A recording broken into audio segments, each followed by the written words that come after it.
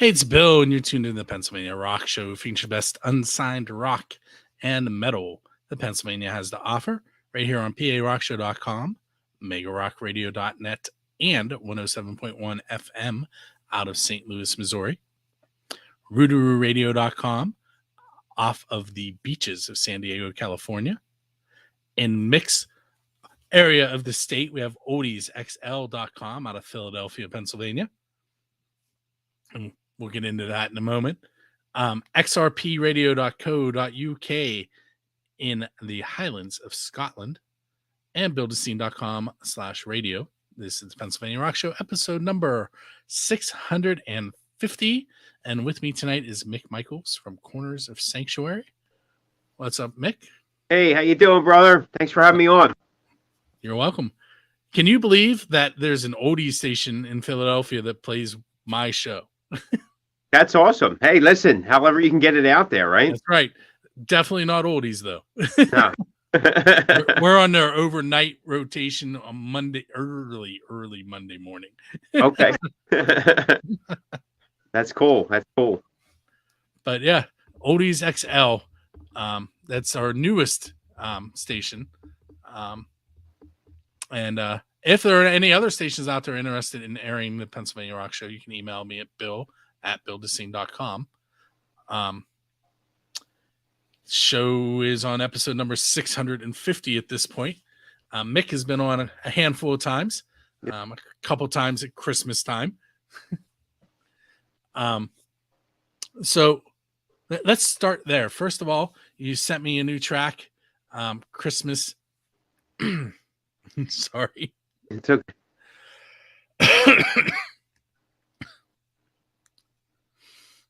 Why don't you introduce it? Corners of Sanctuary's new holiday track for this year is called Christmas Together. That's our latest single. And it's been bundled together for a Merry Metal Christmas 9, which is actually this is our 10th year of releasing original holiday music. So we're kind of excited about it. Thank you. That was much better than I was doing. I think I have, let me see. I have 1, 2, 3 of them, 3 tracks. Rockin' the Holiday. Yep, that's last year. Yep. Christmas Together. This year. Oh, maybe I don't. Hold on. Let me change folders momentarily. Okay. Let's see here. Pars, local Christmas. I have a whole Christmas folder. Let's see here. Christmas Together, Rockin' Holiday. Oh, maybe that is all I have. How did that happen? Sure. I can get you actually everything that's original is on the Merry Metal Christmas 9 bundle. So there's 10 tracks on there. And we also have, there's about 5 or 6 traditional songs like Jingle Bells and Hark the Herald Angels Sing and all them, those like Silent Night, that we did as well, that we've peppered in over the years. We do a little segment of the original song, and then we add our own embellishments to it, like our own riffing and things of that nature. And we kind of create kind of a mixture of the two, but we keep it kind of in the rock and metal type of thing. And then we were rehashing some of the songs over the years, and we started to add some vocals in, some of the traditional aspect. And then for our parts, we added other lyrics. So next year we may have a little bit more of a combination of both the original and these mixing of songs, kind of bring them back out to light, maybe redo some of them as well. Cool. Something to do. So, and I know I've asked you this, but some people may not listen to that episode that we did about a year ago. What is it about Christmas that draws you to writing new Christmas songs? Well, as you know, just as a non-artist, I've always loved Christmas. People do, right? I just kind of like, they talk about as you become an adult, you lose some of that magic, you stop believing and all. I'm still hoping that maybe some of this is true. So, maybe there is a guy in a red suit somewhere. And it doesn't have to be, that spirit of Santa Claus, the spirit of Christmas. It's something I think that truly does exist. And to me, I've always loved Christmas songs. So it gives me some, and I knew that one day I wanted to write them. just in the bands that I was in over the years, I never had the outlet never was probably lending itself to do so. And this band, over the last 12 years, it was definitely something that everybody was on board about doing, and they enjoy it. And it's a good break from the norm. It As artists, we get to expand and have some fun. And on a business end, and I say this all the time, in the 6 weeks leading up to Christmas, from the time that we usually, from say Thanksgiving to January 6th, we get more airplay on stations that we would never get airplay on, because the Christmas music it's more digestible to a wider audience. So why not take advantage of it? I don't know what the percentage is about turnovers from Christmas music to like in our normal catalog, but every year there's some growth. So it's definitely a plus, and we have a good time with it. We usually do the song in August, so like we're celebrating, like, because we do a little bit of Christmas in July, and then in August we're recording the song, and so it's usually wrapped up by the end of September, and then with the whole package and all ready to go for November. So like the Christmas season always starts a little sooner for me. So it's Christmas every day. You know what I mean? I do. So as I was looking in that folder, I was like, oh, I got to play that. I got to play that. All right. So first of all, let me mention that the song you heard before Mick and I came on live was Black and Gold Christmas from Chip and the Charge Ups, featuring lots of people from the local scene. I think I think we got to do it. There's an old song called Sleigh Ride by the Stevie J Band, who hasn't played in years, but it is a very, very metal Christmas song. And when I say Sleigh Ride, it's SLAY. I just saw Steve about a month ago.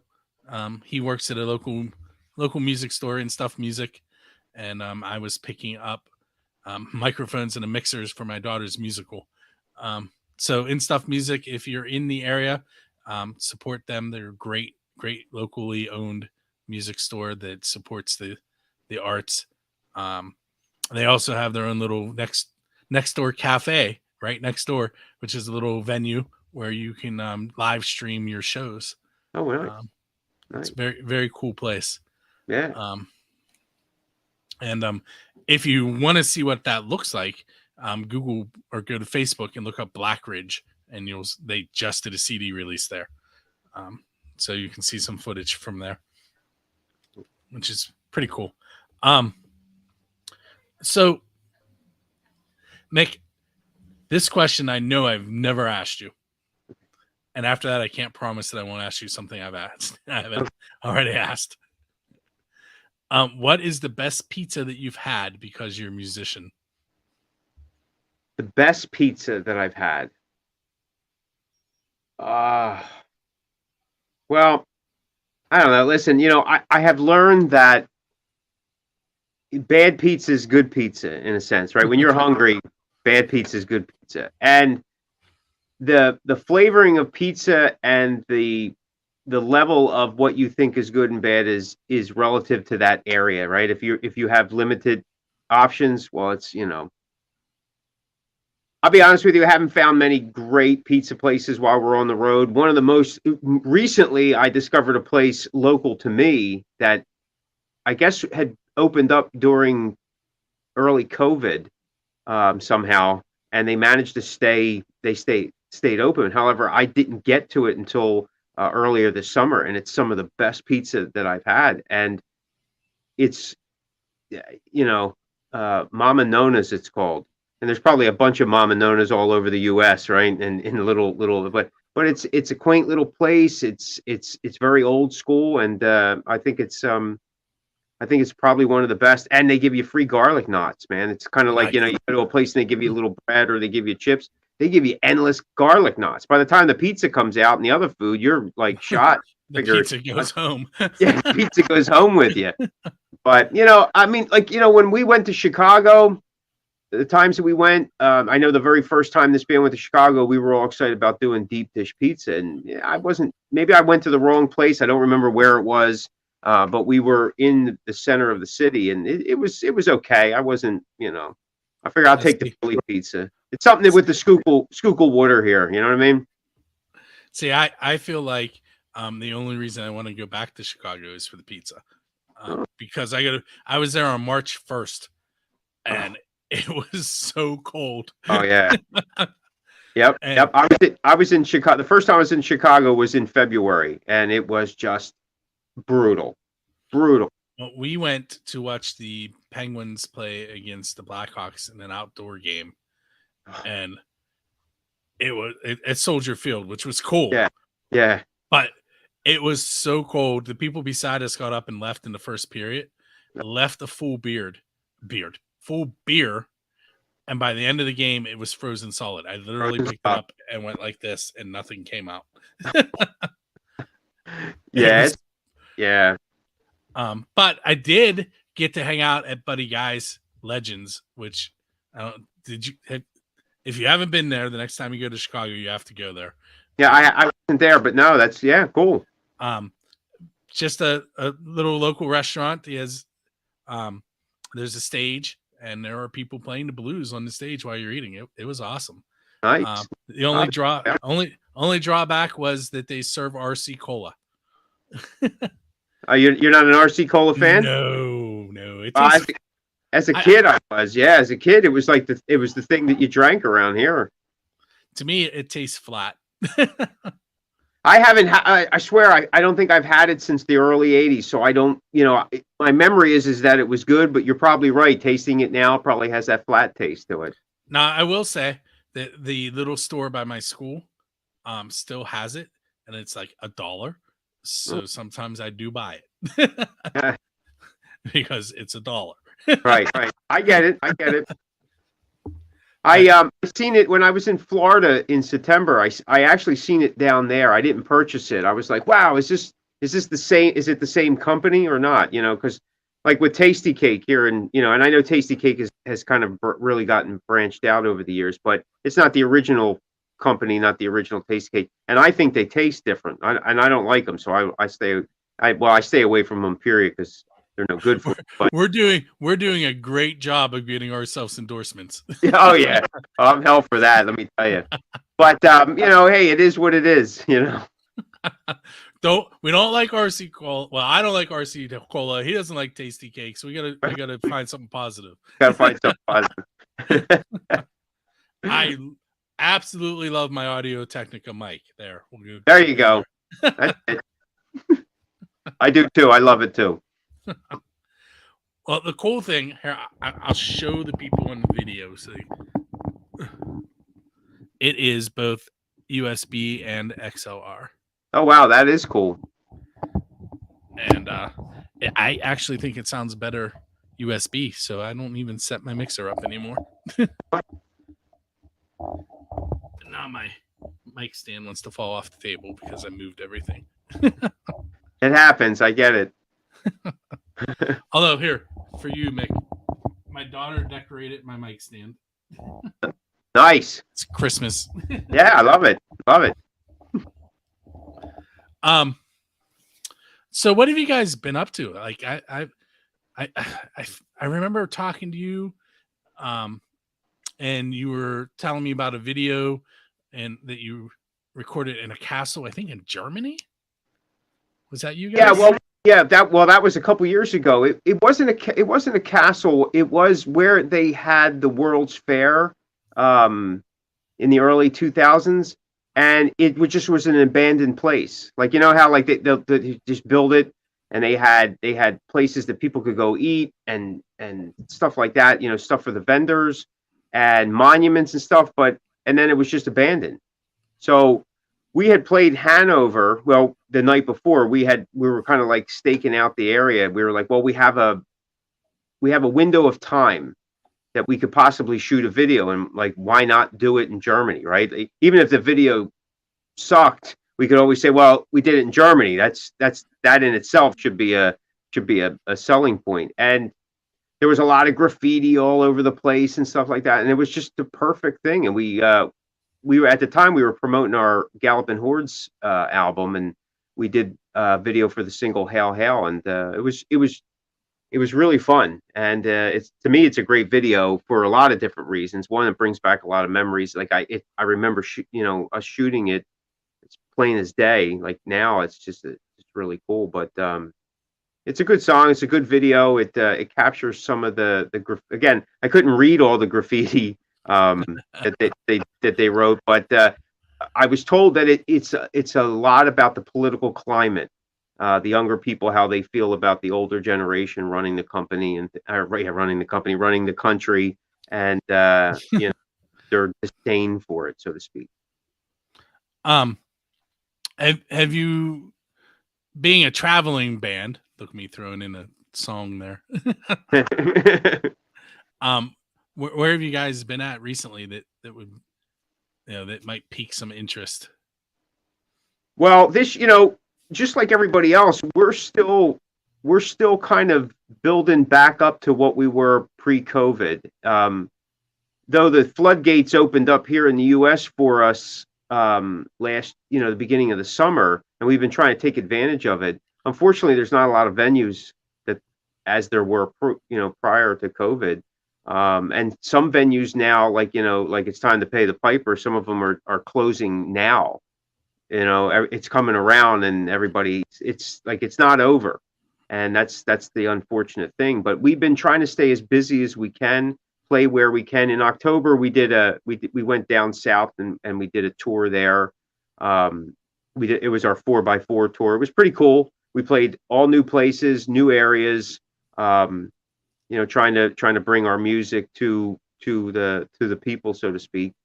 And we've been doing. I mean, we've been busy this year. We've been doing a lot of recording. We got stuff already on deck to come out first and second quarter of next year, and then we're trying to finish up our album so it comes out by the end of 2023.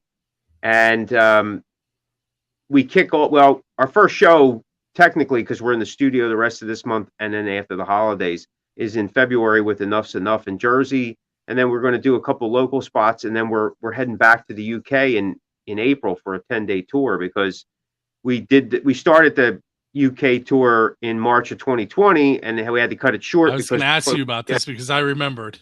Yeah, they closed the country, so we weren't able to. We had to cancel everything and find a flight back home. So we're it's the finish what we started tour. It's taken us 3 years to get back, but we're going to do that. And now, is it going to be the same venues, or did you have to book other places? No, yeah, unfortunately some of the venues aren't there anymore, and it's a shame. We were hoping to get back to some of them. A couple of them will be the same, but there's going to be some new venues as well. So we're looking forward to it. Should be exciting. So we've been staying busy. We've been doing the best we can. If I'm going to ask you some odd questions now, you knew those were coming. Yeah, it's good. If you could sit down to dinner with any 4 people from the history of the world, who would you invite to that table? Wow.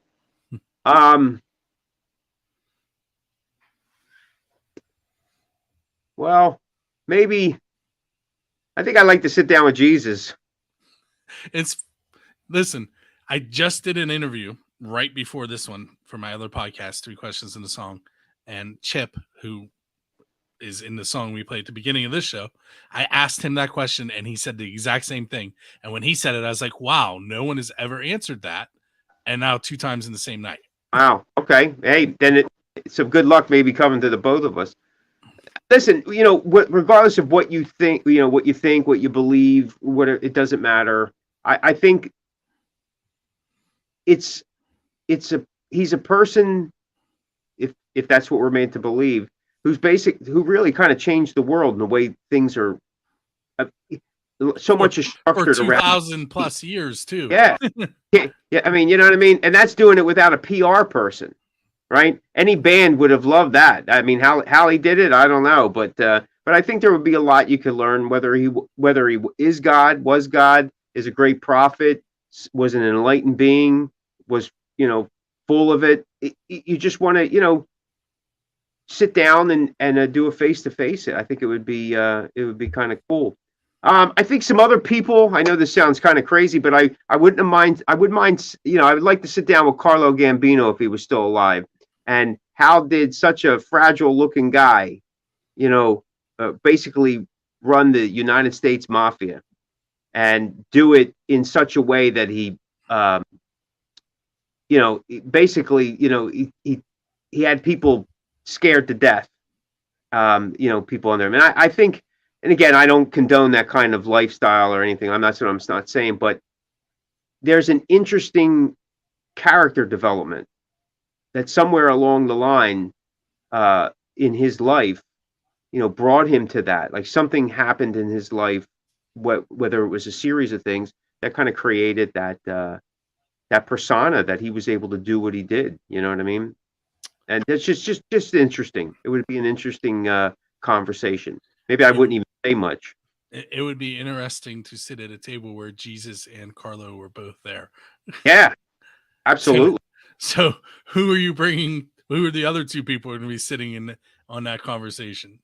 Well, I think from more modern times, I think I'd like to bring in Albert Einstein, just to see if he was as smart as everybody says he was. But some people say he was a bit of a goofball.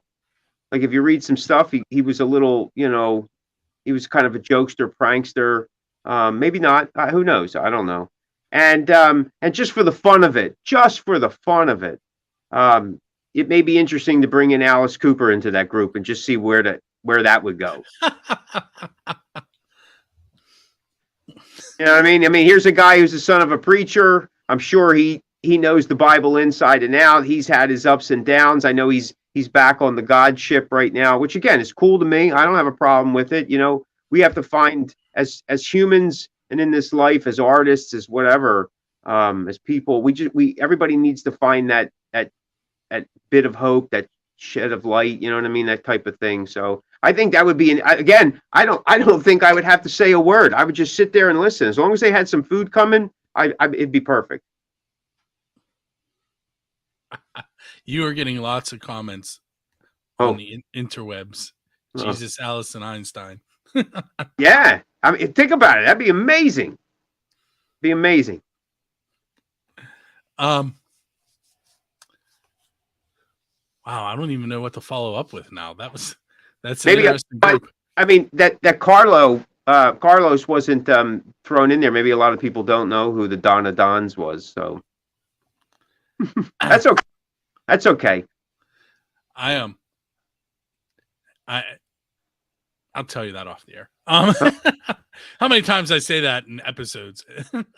Just when I tell you, I can't remember what I was going to tell you. Just remind me that's what we were talking about. Okay. Okay. So let's go the kind of opposite direction of Jesus, and let's talk about the first angel. See how I did that? First angel media, but the first angel, who is a fallen angel and is now Satan. When Robert Johnston was playing the blues in the beginning, he was supposedly terrible, and the legend is he disappeared for a year, came back, and was phenomenal. And it was because he met the devil at the crossroads and sold his soul to become a great guitar player. I'm going to kind of give a twist on this. You're at that same crossroads. You can trade the devil whatever you want to try and get something in return. What are you trading the devil, and what are you trying to get back from him? Well, man. So to answer it, to make it more interesting for the show, I guess, I'd have to come up with something. But real quick, like I'm not real big on that whole thing with the devil and that stuff. He can kind of like what Charlie Daniels did. That's kind of I think I would do. Beat him and send him home. Yeah, beat him and send him home. Kind of like, hey, you know what? Maybe it's time for you to let go of your reign on this world's parade. You know what I mean? So if I had to go fisticuffs with him, maybe I'll give him that shot. Listen, man, you know what I mean? I'll take one for the world. How's that? If I can take him out, and I've taken some shots over the course of my lifetime, so maybe I can take one or two. But I get my chance in there as well. Maybe I can drop him and take it for the world. And hey, man, and then maybe we all live in peace.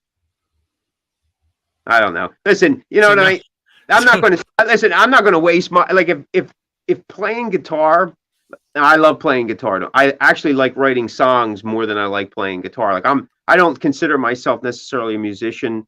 I'm a songwriter, and I've been honing that craft so much that I've kind of forsaken some of my guitar skill. It just so happens I'm a songwriter who kind of plays guitar a little bit, and now I'm forced to play lead guitar in a band because we didn't want to bring in another guitar player. So, and I'm okay with that, absolutely. But I don't think that if I had one thing in life that like I had to that I could get and wish for, playing guitar wouldn't be the thing that I would want to do. I mean, I realize it could do something for me, but at the same time, listen, I mean, at the end of it, you're dead no matter what. Again, we're just talking theory of this Right, little right, thing. Um, right. so why would I waste just that skill? I would, man, I would want to be able to fly or um, be able to build things that other people couldn't build. And everybody plays guitar. And if you've been watching YouTube, like not my generation, but the newer generation, they're all superior players because the the way it's been transferred, the information to play guitar is so much. It's more accessible. Like I learned 9 chords, and in 3 months I started playing in a band from picking up the guitar because I just wanted to be in a band. I didn't care. It wasn't about playing real well. It was just like, hey, I want to get on stage. I want to start jamming. And I would hold chords. I would play with guys that were better than me, and I learned that way. I never took lessons, and that's probably part of my problem. But you get out there, you do it. I didn't care if I ripped solos or was the fastest thrash player. I just wanted to get up and play. Holding chords, I was excited as all heck about. And then I learned as you went along, and you develop as you went along. But for a lot of us back then, you played you played to the environment that you were in, right? So there wasn't a lot of shredders back in my day. Maybe one or two guys out of 25 guys, but you wanted to play in the pocket, you wanted to have a groove, and you wanted to be solid what you did because that kept you working. So again, going back to the thing, I don't think I'd give up. I give up my life for just to play guitar. Like if I could take the devil out and give my children a better opportunity later, again, based on the thing, then I give it a shot, man. Because at the end, no matter what I did, I lose at the end. So let's get it over with. Let's let's pause, and I'm going to give you a moment to tell us a little bit more about the song Christmas Together, and then we'll play it, and then I have a couple more questions for you. Okay. So you kind of told us about the song, but is there anything did anything happen while you were recording it that would be cool to talk about, or just it's an MTV moment, storytellers? Well, I always start the next year's song during the time that we release the current year. So I've already started on next year's song because I'm in the groove and I'm inspired. And just the title last year came to me because I had because of coming off of COVID and all that stuff. Like my family was after almost a year or so, or 2 years. 2019 was the last time I had gotten to see my family at the holidays, and it wasn't until last year that we were all able to get together. And I was just so overwhelmed by that. It was just COVID, that whole pandemic, the shutdown, the restrictions demonstrated to us that like everything that we have and worked for could go like that. And a lot of it's out of our control. Right. And I was just so excited about, being able to spend Christmas together, literally, that it just a lot of the stuff just started flowing. So I don't know if that's a crazy story or not, but that's kind of because last year, we wanted to do an upbeat song. So we had the Rockin' the Holiday, right? And this just kind of led into that. Like, and originally Christmas Together was supposed to be more of a ballad, but we did record it acoustically, and I was like, I don't know, I think we need to kind of beef it up a little bit. So you throw it's still like a slower tempo song, especially compared to last year's Rockin' Holiday. But I think it came out really well, and I think it expresses the sentiment of the time feeling what I did. And I'm excited about the way, Frank was able to deliver it vocally. I mean, he always does a great job. He gets real excited about doing the holiday songs as well. So recording wise, now listen, we were lucky enough that we've been in the studio a lot this year, so we were kind of in the flow. So nothing crazy or anything like that happened. But for us, every time we get to go in the studio and we get to kind of massage the stuff that we've demoed, that's where for us, like we call, there's that little musical magic that happens because some things take a turn. We've had things that were like mistakes, and we go, wait a minute, keep that, because there's something there, and we try to reproduce it, and it never happens the same way. So we actually use the mistake. So there's kind of always that kind of stuff too. So cool. All right. So here's what we're going to do. We're going to play that song I mentioned earlier, Sleigh Ride by the Stevie J Band. And we're going to follow that with Christmas Together by Corners of Sanctuary. And we will be different songs. Yeah. But they're both Christmas. And we open with a poppy Christmas song. And we're going to end probably with Santa's Sleigh. Or no, Santa's Hog, which is a Doppler effect song, which is kind of Southern rock, and it's a live song that they recorded on stage. So completely different feel, but all Christmas. All Christmas. There you go. Yep. And I may throw a couple other ones in. Depends on how much time we have. There you go. All right, so we're going to listen to Sleigh Ride and Christmas Together. We'll be right back with Mick. For anybody watching the video, you do not get to hear those songs right now. You have to wait until December 23rd for this episode. But you can always go to all the different artists' websites and track down the songs that I've mentioned. And those of you watching the video down below I have scrolling Corners of Sanctuary's Facebook page, which is Corners of Sanctuary. Their website, cornersofsanctuary.com, and then their page on RFL Records as well. So if you Google Corners of Sanctuary, all kinds of stuff show up.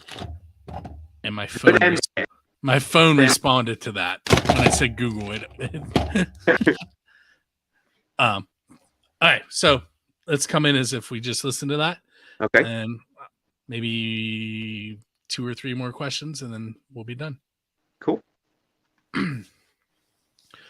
Hey, so you heard the Stevie J Band song Sleigh Ride, and then you heard Corner of Sanctuary. I may need to start that over. Okay.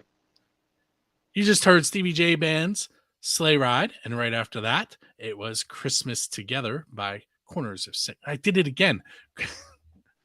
Not Corners. What am I doing? It's Corners with an S. Yeah, it is. The word Christmas is on the screen above our head, and it's throwing me off because I keep reading it. Okay, I got you. I see it, yeah.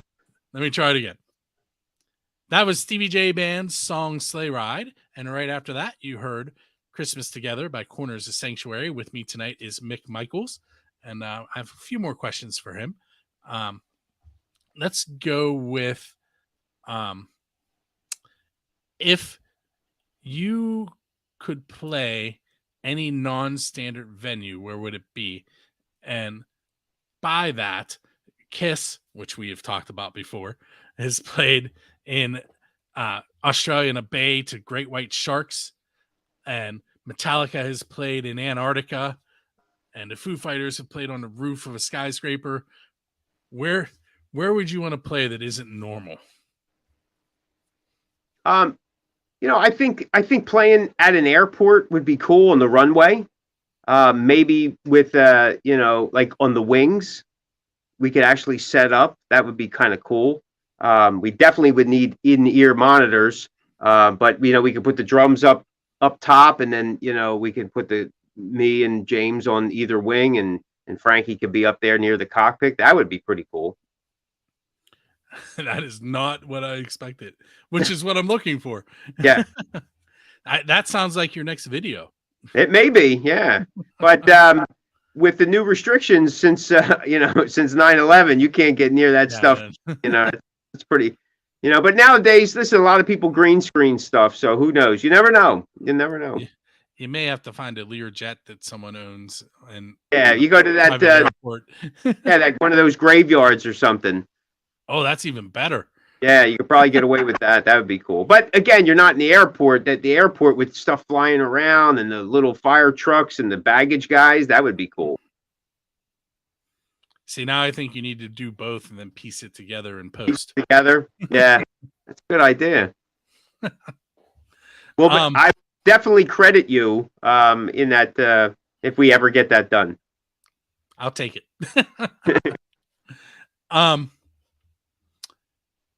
What is a song that you have not written that you wish you had written? So something that like inspires you. Kiss a Strutter, or Detroit Rock City, and I know that went through a lot of surgery, but they're kind of, to me, I don't know, they're ultimate Kiss songs to me. I mean, they're just, I don't know, like that would be really cool. A Paperback Writer from the Beatles, I really dig that. That'd be a cool song. And it's not, it's not like it's a deep song or anything like that. It's kind of, it doesn't really makes any sense, but there's just the way maybe the song was put together, and that's interesting to me. And I know the Monkees did it, but it was written by Neil Diamond. I'm a Believer. I think that's a really cool song. It's timeless. It really is timeless. Well, And Shrek brought it back into the fold. yeah, you know what I mean? Well, yeah, I mean, to me, it's always the Monkees. But it would be, that would be a really cool. We've even talked about doing it ourselves, because we're, well, a couple of us in the band now are Monkees fans. Not all of us now, but years ago.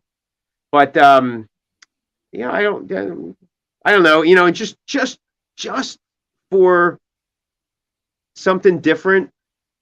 Like if I actually, there's a lot of Bee Gees songs I wish I wrote. But more of the popular ones, maybe like "Staying Alive" or "Tragedy." I think "Tragedy's" killer. I think it's a killer tune. So I mean, listen, there's tons of them. I mean, yeah, anyone but mine. How's that? Any song that that's not mine, that's popular, I wish I wrote. But nah, it's cool, man. They're inspirational songs to me, right? And being someone that's trying to be a better songwriter, they're benchmarks for me. I haven't reached them, but I'm trying. I really am. And those influences, even though I mean, besides the Kiss songs, even though they're really not metal, so to speak, I know they've been lumped into it, but it's like hard rock,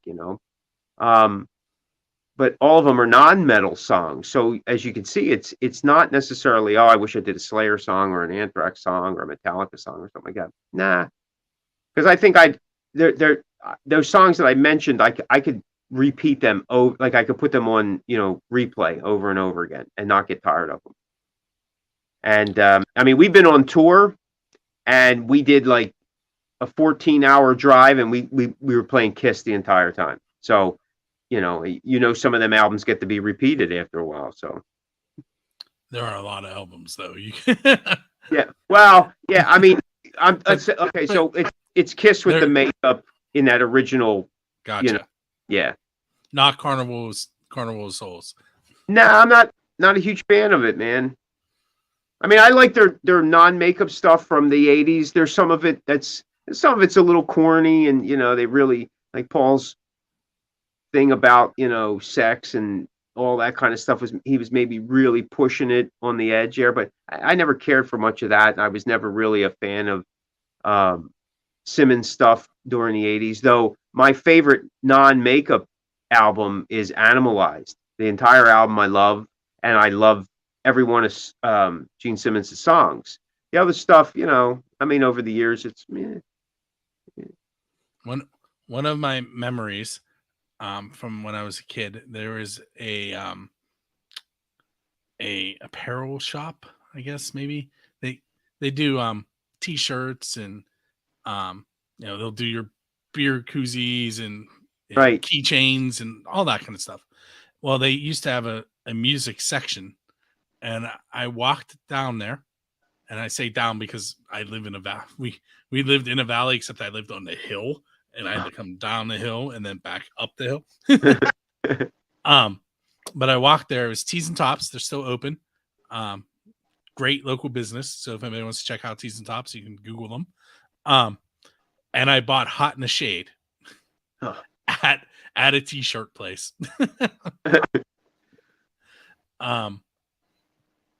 Again, not their best album, but I still listen to it occasionally. Not that one in particular, because that was a cassette. But right. Yeah. Well, that's the thing with being a Kiss fan, right? Like, it's kind of like you love them, you hate them, but you listen to we'll complain about it, but we'll still listen to it. It's kind of like being a Star Wars fan. Everybody's complaining about, the new Star Wars stuff, but everybody, including myself, we continue to watch it because it's that love, hate, support thing. Like, if you don't, then you're not helping the cause, but that gives us the right to complain about it. So your Star Wars metaphor there brings another story.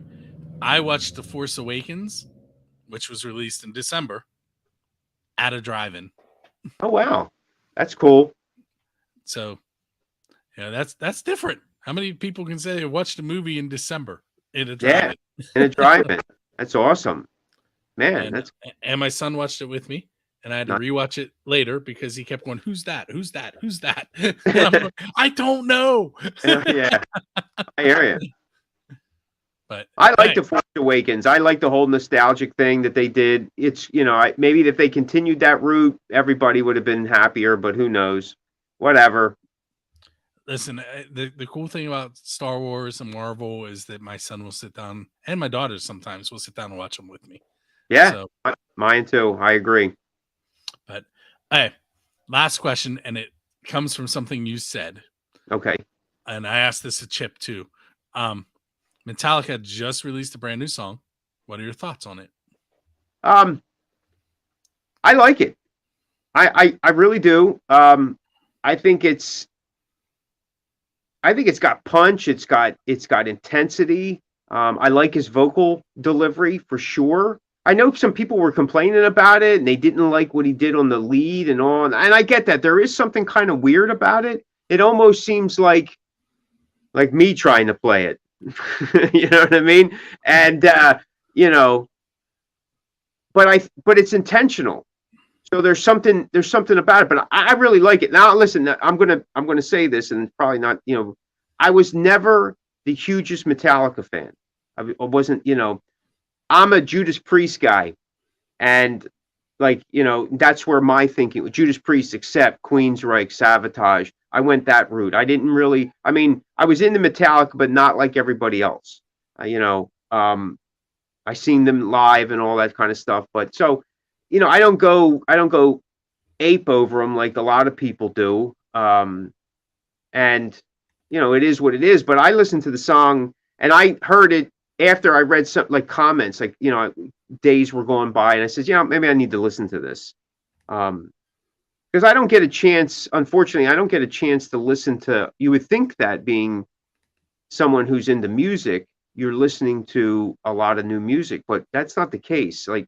It doesn't happen like that, especially for guys that are in the trench all the time. You're trying to work your craft and you're running this business that's your band and your music catalog and all. And I do spend a lot of time in the studio, whether it's recording for Corners of Sanctuary or I'm involved in other projects. I also do mixing and stuff for other bands. Plus I do my own podcast. So I'm kind of busy there. That's not to say that I don't necessarily listen to music, but a lot of times I go back to the old stuff that I'm familiar with. And if I go look on YouTube or something like that, I'm watching something that has nothing to do with music. You know what I mean? Because I need the separation as well. So, but I listened to it and I really dug it. I even dug the video. I thought it was done. I love the whole in the round thing. And so I was excited about it. You know what I mean? People want to pick, Is Lars a good drummer? I don't know. And you know what? I don't even think he cares one way or the other. The guy made a success of himself, and everybody likes to tear people that made a success down in some way. And it's music is subjective, and it's your tastes are, you know, whatever, and it's so it doesn't really matter. And they're not playing for the people that don't like them, right? I, They're not playing I for the people that don't like them. I read an article, I think it was yesterday, about um, Lars. The article, somebody asked him if he thought he could play with Rush. Right? Yeah. And did you see that article? I didn't read the whole thing, but I But did. I did start. Yeah. I thought he handled that question very well. He said that it would take a lot of rehearsal, and it's really not in his wheelhouse. Yeah. And that then they asked him about, you know, people commenting about his drumming style, and he said that he definitely isn't the best drummer in the world, and he understands. I'm paraphrasing, but he Sure. understands where people are coming from. But he knows that on the face of this earth right now, there isn't anyone else that can sit behind James and be in the pocket where James needs him to be. I agree So, wholeheartedly. Right? I mean, people want to diminish what he did or what other artists did, and he was the one that did it, you know. And at the time, and you know, if you remember back then, I mean, everybody thought he was the greatest thing. You know, when Injustice for All came out and when the Black album came out, people were like, man, these are the top, you know, top of the crop here. So, and then it's over time as people start to dissect because they got nothing better to do. You know, they have something to say, but you know, I think people are still PO'd at him about the whole Napster thing. You know, listen, back when all that was happening, I really didn't have to download music because I was still doing this kind of stuff. So bands were giving me music, but I was kind of like, oh yeah, what's he doing? And now I'm looking back on it, I'm like, man, you know, he might have been right. oh yeah, definitely, because, he might have been right. because musicians really aren't getting much money for what they're putting out. Not and getting that's and that's why your ticket prices are so high now, because that's where they're getting their money. They had to right. raise tickets, and you know, the ticket companies are taking a cut, so that you know Oh is yeah, a everybody big has cut. everybody has the hand in the pot, and the artist has yet to be able to. There's so many hands, the artist can't get their hands in. It's really tough. Listen, one of the only things that indie bands can do, in my opinion, is seeing how things like social media is cool, but it's become such a crutch that nothing's happening. Right? It's oversaturated. 100,000 downloads daily. That means it's a million every 10 days or more. And it's not even 80% of it from people that don't even really want to be working artists. They're just experimenting, they're having fun, or they just want to release something that's a hobby, whatever.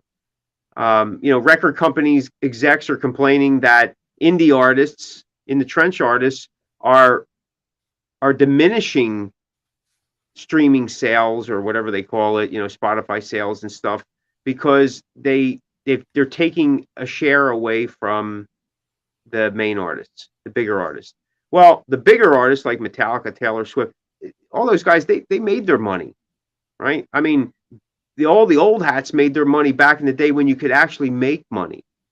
And you know, for the rest of us, it's just, I think that the key now is social media is not a good measure of, hey, am I popular or not? Facebook famous is, you know, is not that good to have, actually. It doesn't really do you any good. The best thing for me that I've seen, and for our band, is you get up and you get into your van and you start traveling, and you bring the music to the people, because then you can sell tangible merchandise. People take something home, you get something in return. It helps you get to the next city, the next town, set up the next tour. You play in front of people, you connect with people, you look at them, you talk to them, you shake their hand. You can't do any of that on social media. I mean, social media is a plus, you know, but it's, people have made it the end all be all now of being an artist or being in business or whatever, you know, being a writer or a photographer or whatever. But statistics show that most people don't, there's no, like, that whatever call to action you have, most people don't take advantage of it. You can't even get people to do likes anymore. because it takes that much to move the mouse and go. Something else that you said that we need to make note of. Oh boy. No, real quick. Local musicians, like I said, the big guys, they're getting their money from ticket sales, and they're getting money from their merch. But local musician wise, if you really want to help those guys out, you got to go to the shows and you got to make purchases. You got to Right. buy the disc, buy the T-shirt, buy the hat. That's where you're going to help them out the most. Absolutely. And in turn, you're going to help these venues because some of these venues are still struggling, right? Without the venues, you don't have artists. Without the artists, you don't have venues. So it's kind of, I'm hoping that when we all kind of emerge from this situation, that there will be a better understanding between the artists and the venues. Because prior to COVID, and let's not sugarcoat it, the whole scene was falling apart then too. COVID just kind of hit us in the where our whatever it slammed on the brakes.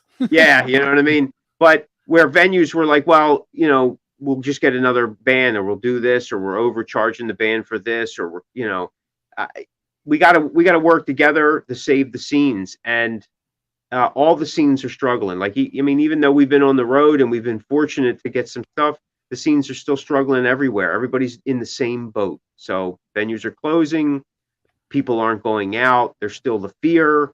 And the fear may take a generation to really kind of subside till people go, you know what, I got to go do something. So I encourage bands, get out there and play as much as you can. If you're playing in front of one person, two people, 50 people, 150 people, doesn't matter. You're bringing the music to the people, and you're putting a face to the name, so to speak. Hey, so on that note, because I do want to fit in Santa's hog. What I need you to do, the listeners, is to go to cornerssanctuary.com and check out Mick and his band. I also need you to make sure you're staying attuned to what's going on at buildthescene.com. We have 3 Questions and a Song, which is I mentioned Chip a couple times. He's on 3 Questions and a Song number 90, which is releasing about a week before this episode with Mick. So if you're listening to this episode, you can go listen to Chip if you'd like. Hear their song Paying Back the Devil, which coincidentally, I'll tell you about it off the air because I don't want to ruin it. You have to go listen to that. You have to listen to Christmas Together, and check out Hail Hell. And Yep. And with that said, this is the end of episode 650. Mick, I want to thank you for hanging out with me. Absolutely, man. Thank you for having me on, and happy holidays to everyone. Okay. So I will see you next Friday. Well, I'll see you before that probably, but episode wise, you'll be hearing from me again on the 30th. I don't remember who the artist is. I have them scheduled. I don't remember. It might be Joey Connor. From Black Ridge, who I have mentioned a couple times tonight. I can't remember if it was on this episode or not. But anyway, make sure you check us out, buildthescene.com. 3 Questions and a Song is there. The Pennsylvania Rock Show is there. And Friendly Fire, which is the live show that John and I do with Tiz and Kat from XRP Radio in Scotland. And hopefully we'll see you on one of those shows.